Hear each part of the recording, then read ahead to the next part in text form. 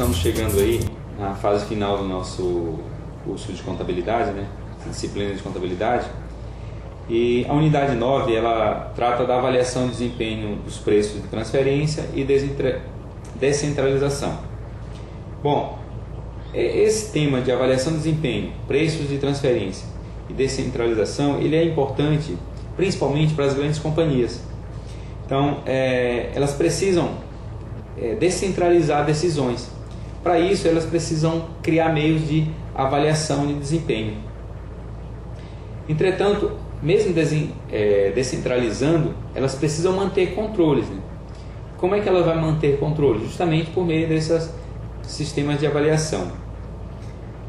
A vantagem da descentralização é que as subordinadas elas têm mais conhecimento das condições locais onde elas estão inseridas, portanto, tem mais facilidade de tomar decisões, a coisa anda mais rapidamente. Além do que, a distribuição de decisões, ela tira a sobrecarga da diretoria, fazendo com que a diretoria tenha mais disponibilidade para tomar decisões mais estratégicas, né? Entretanto, ela também traz desvantagens, né? Uma maior dificuldade de controles. A diretoria ela precisa manter esses controles. E aí, quanto mais descentralizada for a administração, mais difícil é fazer o controle. Além do que, se houver as subunidades, né?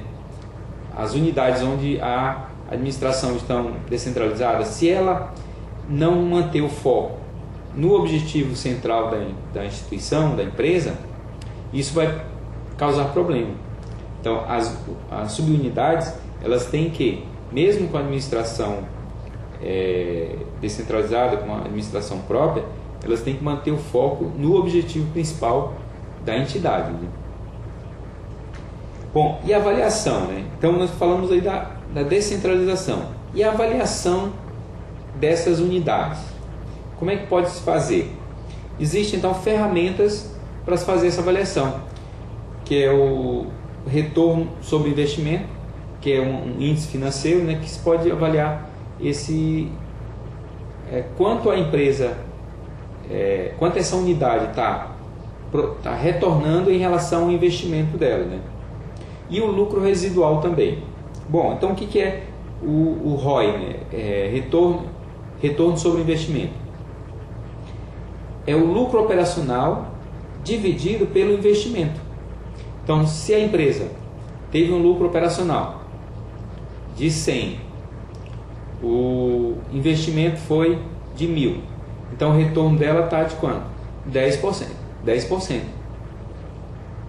É importante a gente lembrar o seguinte: quando eu falo lucro operacional dividido pelo investimento, o que é o lucro operacional? Nós vimos no início, quando nós estávamos falando de DRE, né? O lucro é a receita menos a despesa.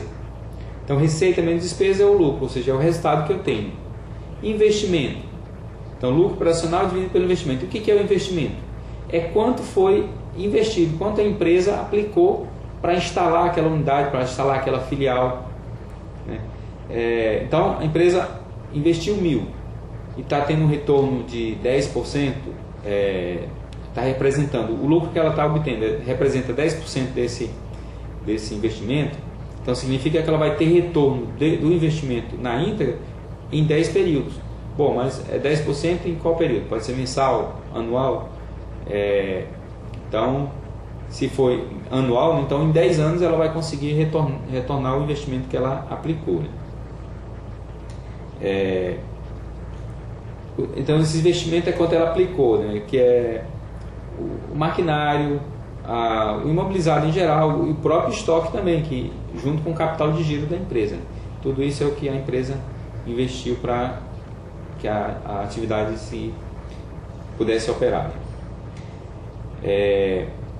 Bom, dentro desse retorno sobre investimento tem um conceito que é de margem operacional. O que é essa margem operacional? Margem operacional é a receita, é o lucro dividido pela receita. Ou seja, quanto da receita está se transformando em lucro. O outro conceito é a rotação. Rotação é a receita dividido pelo investimento. Isso representa o quê? Quantas vezes o capital investido está ocasionando de rotação? Quantas vezes ele está circulando? Então, se eu investi 1.000 e a minha receita no período foi 2.500, então esse capital está tendo uma rotação de 2,5 vezes em cada período. Bom, então quanto mais rápido for a rotação, maior é o retorno. Então, para mim melhorar o retorno sobre o investimento, eu posso aumentar a margem operacional ou a rotação. Porque às vezes, não, eu vou aumentar a margem operacional, porque eu estou aumentando o lucro, é claro que eu vou ter um retorno mais rápido. Nem sempre eu consigo uma margem melhor.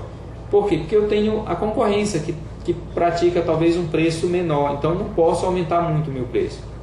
Então eu tenho que manter a margem, ou eu tenho que reduzir minha margem operacional. Margem é receita menos despesa, né? Então eu não consigo ter uma margem operacional melhor. Então o que é que eu vou fazer? Vou aumentar a rotação. Como é que eu aumento essa rotação? Aumentando as vendas. No momento que eu aumento as vendas, estou aumentando a rotação, portanto eu vou ter um retorno do investimento mais rápido. Então a melhoria da rentabilidade pode ser obtida pela melhoria da margem operacional ou pela melhoria da rotação.